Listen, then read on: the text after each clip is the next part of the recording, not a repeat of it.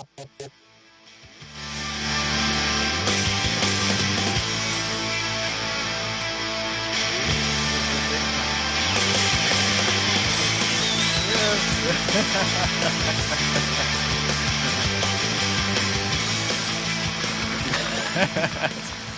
it's so good to be with you this afternoon. Does this guy have an incredible life or what? What do you think? Sir Richard Branson, this is an amazing life. You're a lucky guy. Lucky man. Richard was asking me, why is it that this conference attracts so many really successful people when you're already successful? And what I've heard is a common theme here from everyone is that it's because these are successful people, they're high achievers. In fact, you have to be an overachiever to be at this conference. But they're all hungry. We're all still really hungry to not only try to be the best, but be even better than that to have impact and make a difference in the world. And so I just want to take a moment to thank Pat Meyer at the World Business Forum, her staff, all the sponsors. Has this been a rockin' couple of days at the conference? Shall we give them a big round of applause? Well done. Well done. So I just have to be present for a moment. Here we are at Radio City Music Hall on Broadway. I've always wanted to be standing on a stage. Never done it before. You have it. I mean, so. Oh, come on. You ready? Are we ready? Okay, right. 1, 2, 1, 2, 3, 4. We've performed at Radio City Music Hall. We have. That will be in my new CV. It's going to have to be put on the new video. I think my wife's going to say, let's keep our day jobs. I'm pretty sure about that. So I just have to ask you, we all are so inspired by all that you do. You've accomplished so much. You've achieved so many things. But the question is, after all of that, what really continues to drive you? What motivates you? I mean, if there were one word, Richard, that gets you up in the morning, what would that be? It's normally 3 words. It's enough of that, Richard. Yeah, that explains why you've given birth to so many great ideas. What gets me up in the morning? Oh, fine. Sorry, excuse me. What other puns have we got here? No, look, I've been extremely blessed. I have the most incredible life. I don't want to waste a minute of it. Love new challenges. Love to make a difference. So I suppose 80% of my time is sort of on not-for-profit ventures, and about 20% is on either current businesses or new businesses, and just have a blast. And I think most people in this room, I'm sure, are in a position where that we're all very fortunate, and we got to make the best of the position we're in. Well, I think about 300 companies, more than 300 companies, 8 of which have been billion-dollar babies, more than $1 billion in revenues. I can't think of many entrepreneurs who've had an impact on so many different industries at the same time. And you've been able to do this at a high performance with many different industries. Most of us here have to specialize. We end up going deep. We try to make that work for customers. How have you been able to perform so well in many industries, and how do you actually choose something to invest in? Well, we are, I suppose, an unusual brand in that most of the big brands specialize in one area, and Virgin has become a sort of way of life brand where, if I see a situation where I feel it can be improved, I'll find a great person to go and dive in there, and we'll start a new business. I mean, 15 years ago, the trains in England were a real mess, and dilapidated, run-down rail networks, and so we thought, let's give it a go. Let's see if we can't get in there and get high-speed, fast Pendolino trains, and really motivate the old British Rail staff and shake up an industry. And it's been a fantastic ride, and we're very proud of what the team have done.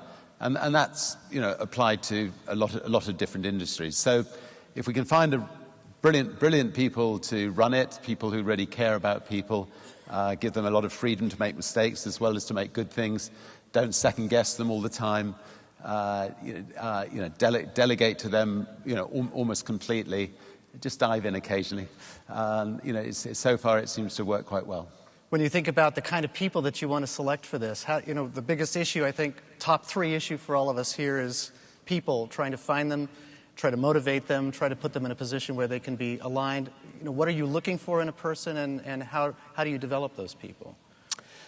Well, first of all, we generally try to promote from within. I think so many people make mistakes of taking in the so-called experts from outside and upsetting people who are working within a company, and often, what you see in an interview process doesn't turn out to be reality, when they're actually in the job. Occasionally, the rules are made to be broken, and we'll bring in somebody fresh from outside, but generally we try to promote from within.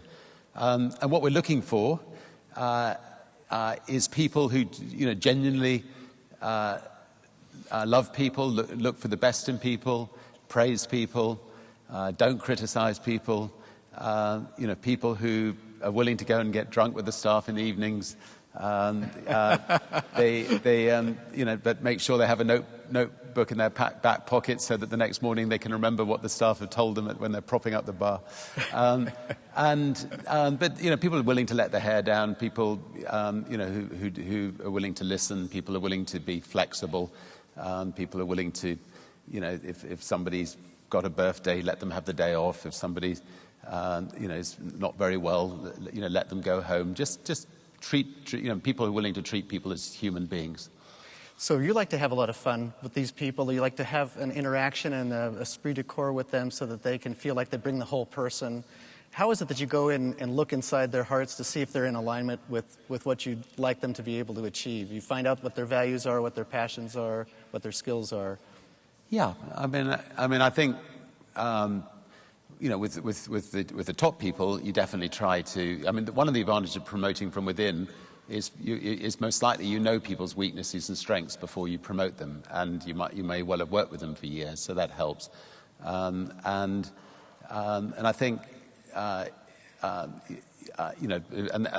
then if they can be good listeners. I think being a good listener is absolutely critical as a good leader. Somebody who is willing to get out, listen to the staff. The people who are out on the front line, they know, when things are going wrong. They know when things are going right.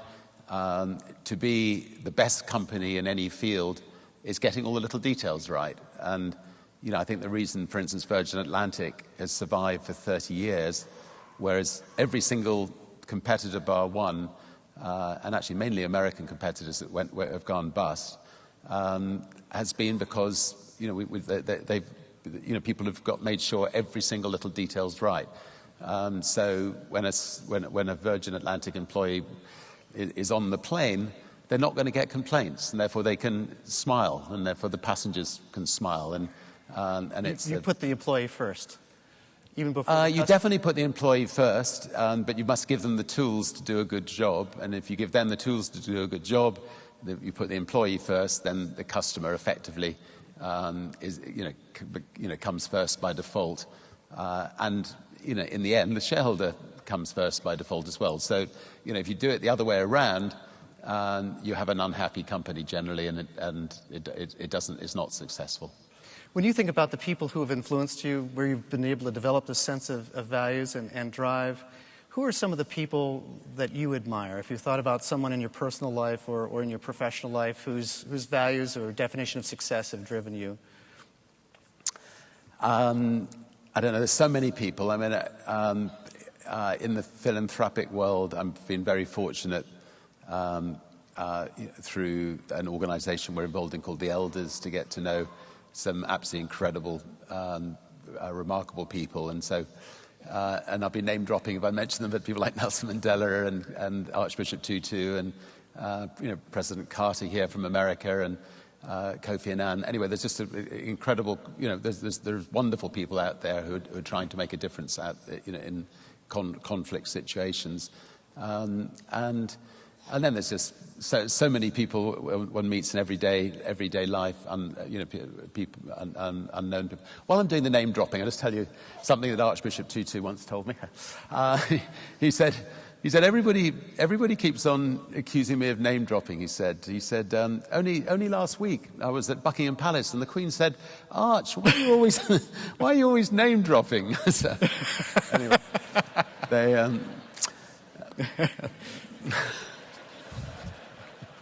It's because these are people that you know and love, and they're having impact on the world. If you're thinking about where your values came from your family, and you think about your mom and dad and your kids and so forth, could you talk about how you were influenced by your parents in terms of what's driving you?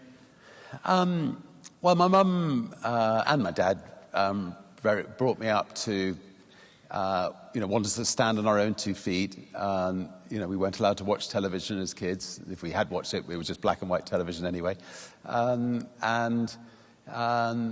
They, we made quite sure we were doing things and not watching other people doing things, trying to create things as much as possible. If we ever criticized somebody, they would send us to the mirror. We had to sort of stand in front of the mirror and say it was a bad reflection on ourselves. And I think, that was a good lesson to learn, and especially as a leader, which I think people should always look for the best and avoid criticizing. But lots of love, very close family, and I've been lucky enough with our children to have a lovely lady, and we've been together for 35 years, and that's given us that stability. Usually celebrity families and people who are high achievers are not in a position to be able to have a family like that. What's been the secret of keeping such a close family all these years?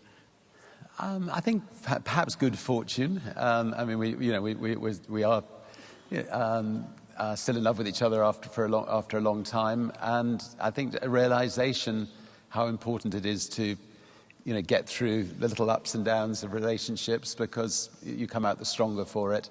And it's just so important for the children. But I know that for some families that's difficult, and sometimes it's better to split up. But we've been lucky; it's worked out. Well, let's think for a moment of somebody that you love who supported you and made you successful. And I know one person who I've got in the audience here, my wife, that I'm going to celebrate my 30th anniversary with, Benita Thompson. Could you just give a round of applause to someone that you love, that you feel has made you successful? Could we do that right now? 1, 2, 3. Let's give it a... Nothing worthwhile gets done alone without doing it through other people. When you've had the opportunity to retreat, which you do almost every couple of weeks, you get down to Necker, you get home. Thank you for having us down there. I was really kind of thrilled with the wildlife. We had flamingos that were passing and lemurs and all the rest. Could you talk about what it means to live there and why you live at Necker, what you're trying to do that as part of your life? Well, I was extremely lucky when I was about 27 years old. I was in New York, and somebody said, "Did you name the Virgin Islands?" Virgin after the Virgin Islands. I'd never heard of them, so I pulled out a map, saw where they were, and I went down there, and I dragged the lady I was trying to persuade to come and live with me down there with me for the weekend, and we fell in love together, and we fell in love with this beautiful island, and it was. Somebody asked what my best business deal was. They wanted $5 million for it. I thought I could scrape together $100,000, so I offered $100,000, and I was the only person who went to see the island, so got it for quite a good price. But it's I'm sending you out my next real estate deal. It's just been a wonderful retreat. It's a place where we can pull up the drawbridge, we can invite our friends. It's been wonderful for the family.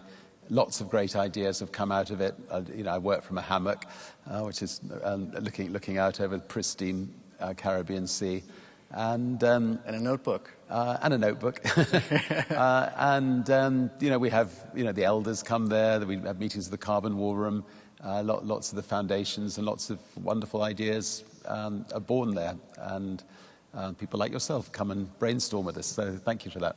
When I was there, I saw the new house rising like a phoenix. A year ago, the house burned down. Could you talk briefly about that night, which could have been a tragedy, but there was also some comedy involved?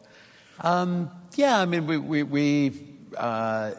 a storm came through, and a lightning strike hit the main house, and my son rushed up to our bedroom, which was just away from the main house, and banged on our window, and we looked up, and there were 300-foot flames going up, and I was stark naked, my son was stark naked. We started running towards the main house.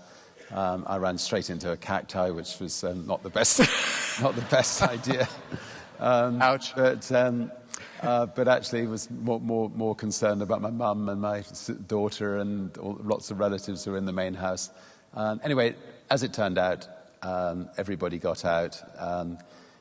Kate Winslet, who was staying in the main house, and another bit of name dropping. Anyway, she carried my mum out. That's interesting, because your mother, Eve, is almost 90, and she claims that she did it. But you she believe her. She's formidable. But anyway, I think the important thing you realize in calamities like that, as long as everybody's okay, is that, as I told some kids who were there, stuff doesn't matter. And I've had a houseboat, which used to be my office sink. A building in London burned down, which was another office we had, and now a home. And you really do start to realize that stuff is pretty unimportant. Yeah. When you think about what is important in terms of people finding their own way as entrepreneurs, this is a real passion for you, that you've started centers in places where you'd think it'd be incredible to actually start a business. Jamaica and in Johannesburg, and you're doing work in the UK. Could you talk about why you believe in entrepreneurship? Why is it important, even with all of us who are in corporations as well, to think entrepreneurially? What's that mean?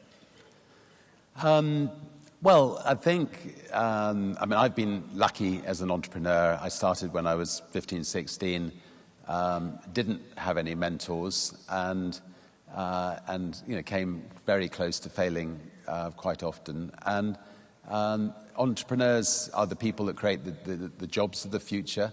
And right now, we need jobs, and we need lots and lots more entrepreneurs. And, so we have sent up these entrepreneurial schools in Jamaica and in Johannesburg to try to help, give people a way of standing on their own 2 feet. And if I may say, thank you yourself for being so helpful in giving a year of your life to helping us get them going. Well, it's really quite an honor. And when you think about the risk-taking that an entrepreneur needs to engage in, and the mentors and the support that they need, you've been such a world adventurer, and you're a risk-taker in business. I suspect there might be a connection between the two. I don't know how many times you've been rescued at sea, metaphorically in business as well as in your personal life. Is there a connection between all the great adventures you take? Yeah, I think so. I think, if you're an entrepreneur, you're trying to you're trying to go places where in business where people haven't been, make a real difference. You're trying to protect against the downside in case things go horribly wrong, so that it's not going to bring the rest of your businesses crashing down. And if you're an adventurer, you're trying to set yourself challenges that maybe mankind hasn't achieved before. And then again, you're trying to protect against the downside to make sure that if it goes wrong, you come back to tell the tale. I've rather foolishly embarked on not quite as many adventures as I have entrepreneurial activities, but quite a few. Ended up being pulled out of the sea 6 times by helicopters. And as a result, we now sponsor London's ambulance helicopter service to say thank you very much. Yeah. Sounds like a good investment. And in fact, one of your favorite sports is kite surfing, and you just went across the English Channel. Why was it that they weren't happy to see you in France on the other side? What was going on there? They had told us we weren't allowed to. They had mentioned something about that. Okay. And so when we arrived, there was a helicopter with people with guns pointing out. There were policemen waiting on the beach. And you thought it was the Guinness World Record. And I thought we'd broken a Guinness World Record. But actually, it was so cold, just so cold, that I was begging the policeman to take me to the police station.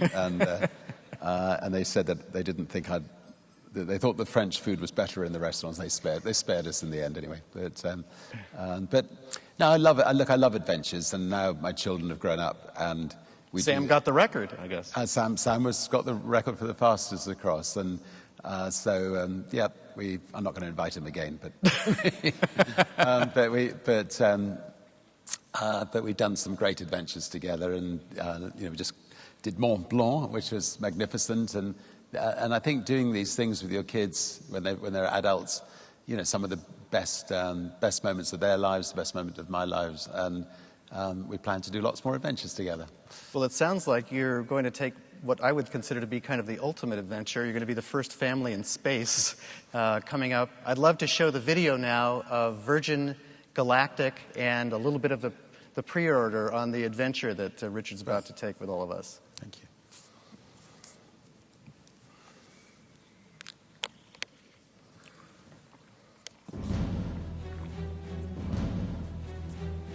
The exploration of space will go ahead, and it is one of the great adventures of all time. We choose to go to the moon in this decade and do the other things, not because they are easy, but because they are hard. Many years ago, the great British explorer George Mallory on Mount Everest was asked why did he want to climb it. He said, because it is there. Well, space is there, and we're going to climb it.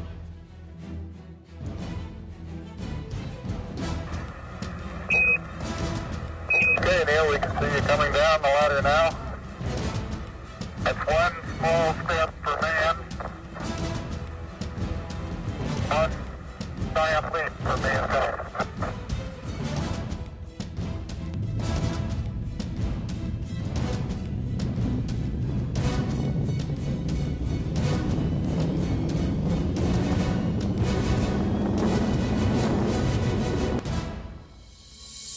Virgin Galactic is on track to become the world's first commercial space line. And if you've ever dreamt of joining the incredible group of pioneering astronauts, your opportunity has arrived. During your adventure, you will accelerate to a breathtaking 3.5 times the speed of sound. Then, in the silent tranquility of space, you will experience weightlessness and views of our beautiful planet that will change your perception of life. One of my passions or reason for wanting to fly in space is based on what these guys that do it say. And they talk about it for the rest of their lives, about wow, that was life-changing. The rocket motor ride is a minute and a half or so, and it's exhilarating. It's like nothing else you've ever done. When that motor does shut down, you get this instant karma of weightlessness. And everything you feel in your body is the same way. It's wow. Our first Virgin Galactic astronauts are booking their own place in history as pioneers of a new space age, and for them, the journey has already started. I've had some incredible adventures in my lifetime, and space is sure to be the greatest one of all. I am going, and I hope you will be joining me.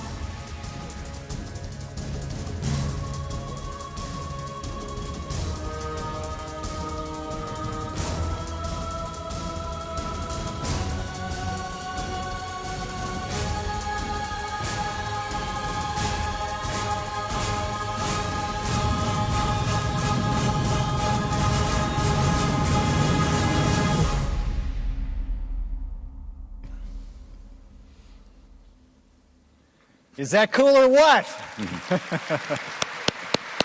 What fun! What fun! I guess that beats being fished out of the ocean. No, look, it's been a childhood dream of mine ever since I saw the moon landing to go to space, and I waited to the 1990s, and it seemed obvious that governments weren't that interested in you or me or the people in this audience going to space. So one day I just registered the name Virgin Galactic Airways and got on a plane and traveled around the world looking for engineers or technicians who might be able to build a spaceship that could offer return tickets. I like that part. Anyway, Bert Rutan was the genius that we came across, and he built Spaceship One. He won the X Prize, had 3 flights into space, and now we're working on Spaceship Two, and we should be ready to go within the next very few months. So it's very exciting time. It sounds like you'd be the first few to go. Myself and Holly and Sam will be the first up. My wife is going to go nowhere near it. And if you could look after her when we're up there, that would be very kind of you. I'd be happy to. We'd be watching with interest, and then everybody goes the next time. And we've got nearly 600 people signed up. I mean, the thing, I suppose the interesting thing is, you embark on a journey like this, and then suddenly you think, well, if we can send spaceships up, maybe we can send satellites up. So, we're now, we've realized we can actually put satellites up into space at a fraction of the price that it currently costs to put satellites up. And then we've got the engineers, the best engineers in the world working with us, and they're now looking at, why can't we use this for point-to-point travel? Maybe, New York to Australia in 3 hours or 2.5 hours, or to Mars. And then you think, well, why not Mars? Okay. But anyway, so we dream large, and then we try to make those dreams become reality. Well, I think about the springboard of the dream. If you go back 20 or more years when you were thinking about selling one of your prized assets to Virgin Music, and decided to start an airline, Virgin Atlantic.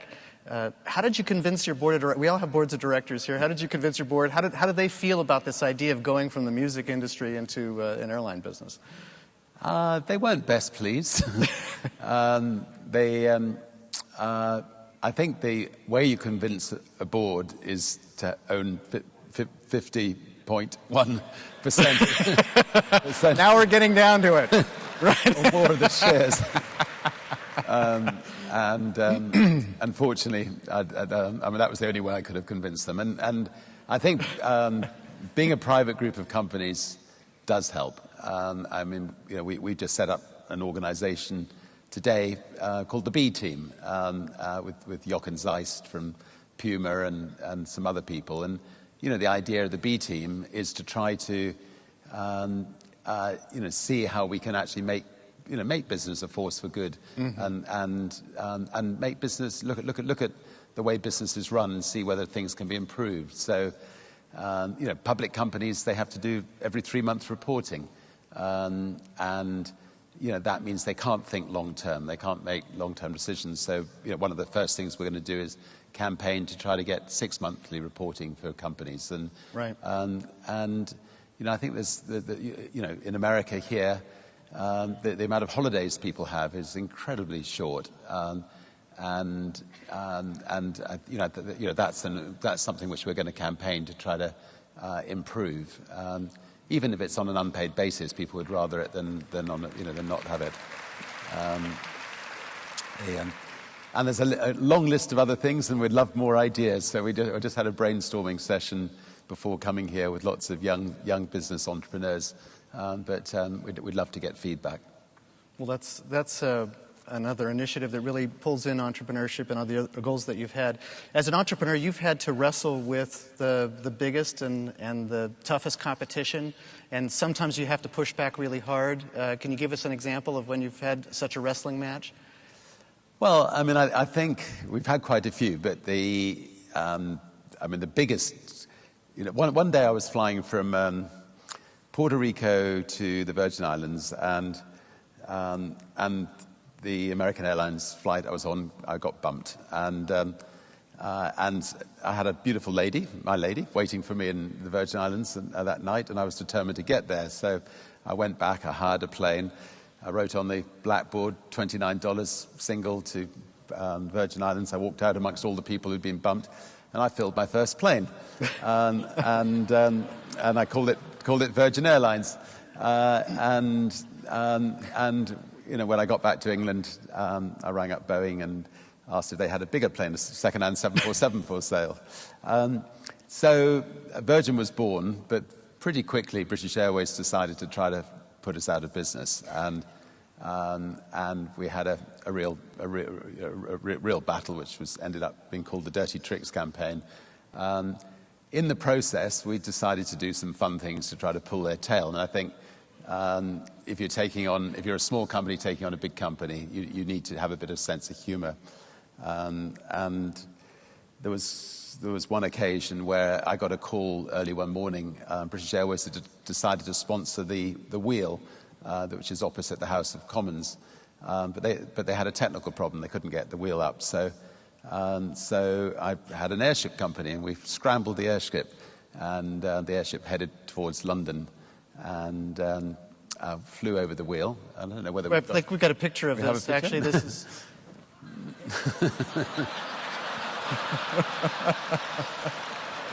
There, yeah.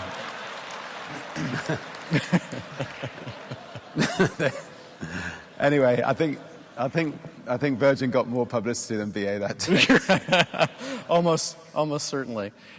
This is part of kind of a mission and an ethos that you have to run a screw business as usual. That's really become a mantra for you, and you've created a foundation of Virgin Unite too that kind of focuses on issues that are thinking about doing well and doing good.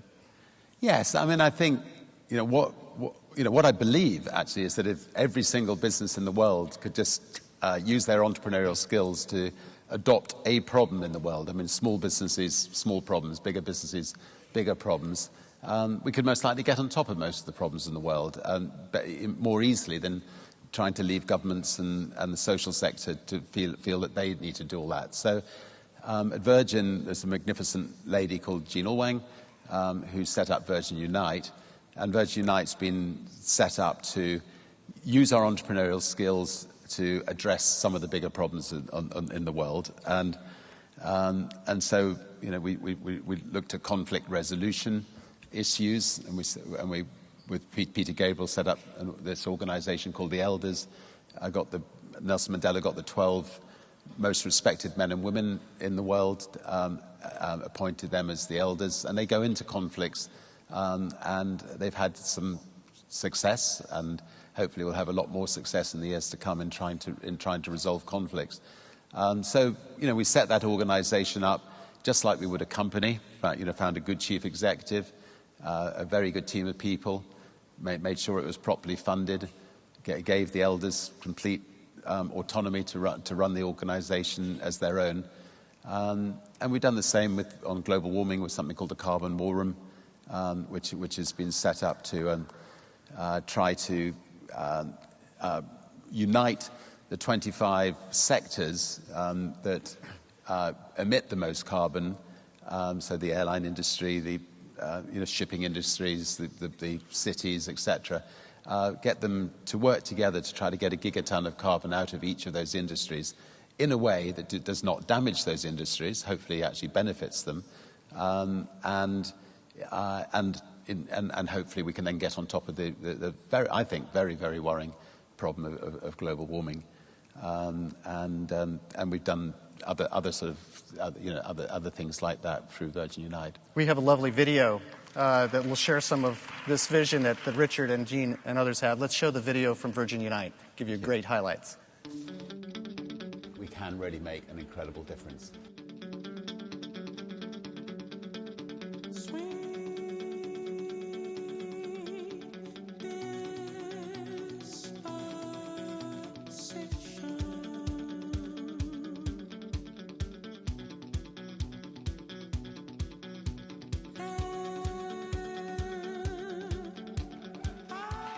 An idea that came about through the staff at Virgin who thought, we're great at starting up successful businesses all over the world.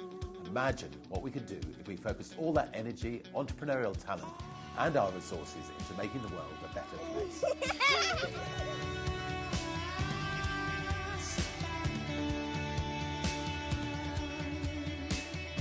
It is not only about making money, but it is also about changing the community you are living in.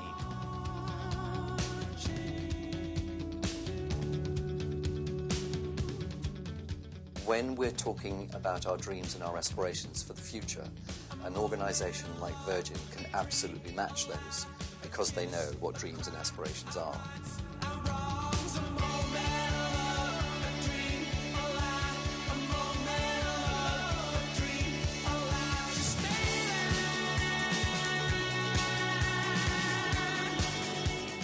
able to get a whole number of different partners, sometimes with different interests, to come together to make a difference.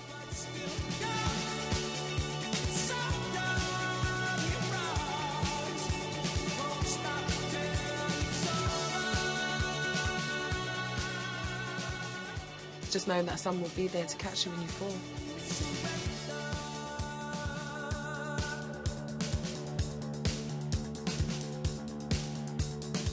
This group of elders will bring hope and wisdom back into the world.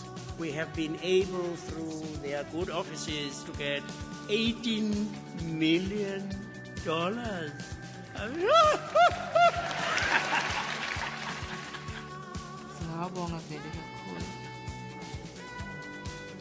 It's really inspiring to see a company pull together like this. Yes, we can.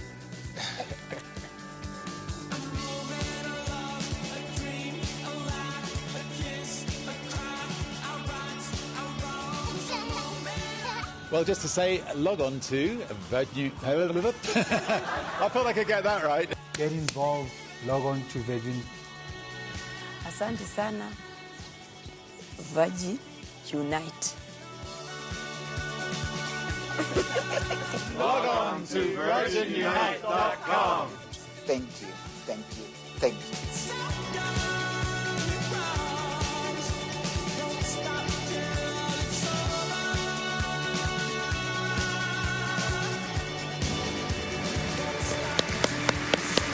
Congratulations.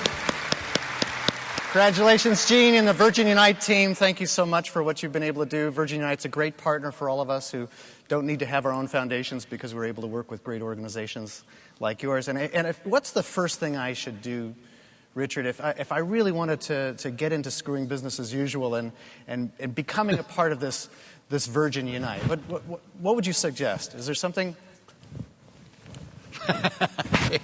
All right. Oh! I'm losing the tie. No, you're not. Yes, you are. Well, there we go. Thank you. Look at that. There we go. Anyway, thank you so much. Much apprecited. Yeah. Great. Good luck. Thank you. Thank you, Richard Branson. Thanks, everybody.